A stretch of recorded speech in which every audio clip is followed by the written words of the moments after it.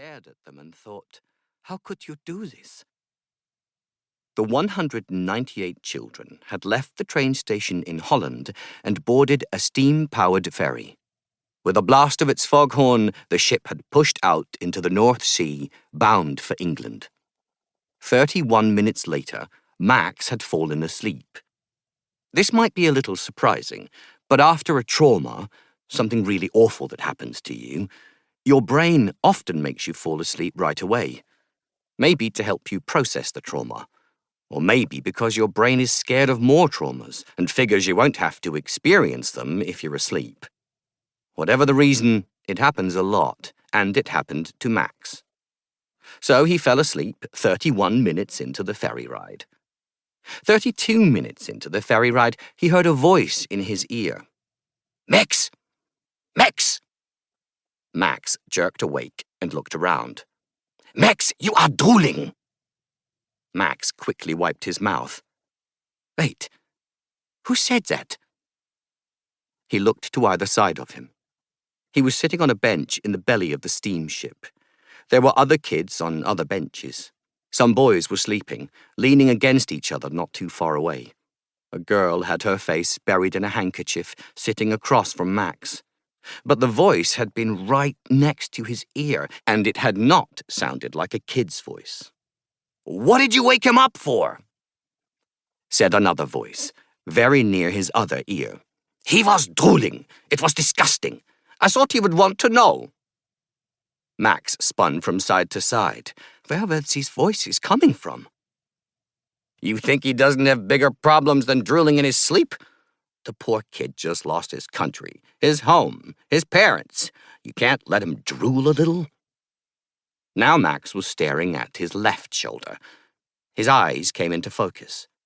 Crouching there was a tiny man with a bulbous nose, thinning hair, twinkling eyes, and a sour smile. Hiya, he said. Max screamed and fell off the bench. The sleeping boys woke up with a start and looked around to see what the commotion was.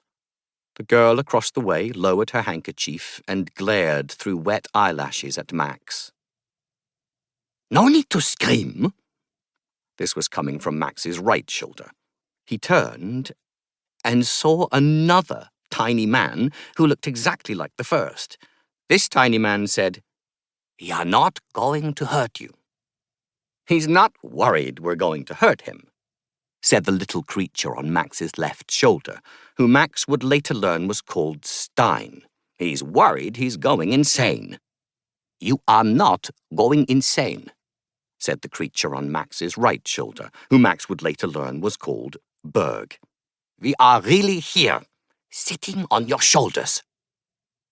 Berg spoke with an antique German accent, like something out of a storybook. Stein sounded more like a vaudeville comedian. Max looked desperately to the children on the other benches. They were staring at him. Don't worry, said Berg.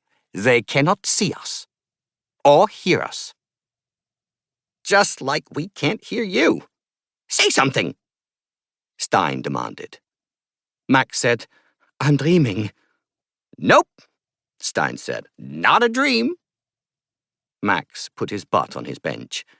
He eyed both of these tiny men warily, his gaze flitting between them. Then he said, I'm gonna go back to sleep. Since this is a dream, when I wake up for real, you're going to be gone. I wouldn't count on it, said Berg.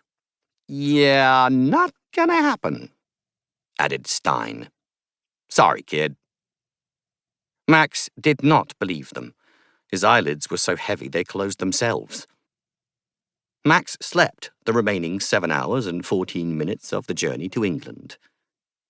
He dreamed of his parents sitting on the threadbare sofa in their living room, listening to the radio Max had built for them, the way they always did after Max's father got home from work. Papa's eyes closed behind his wire-rimmed spectacles, his head resting against the cushions.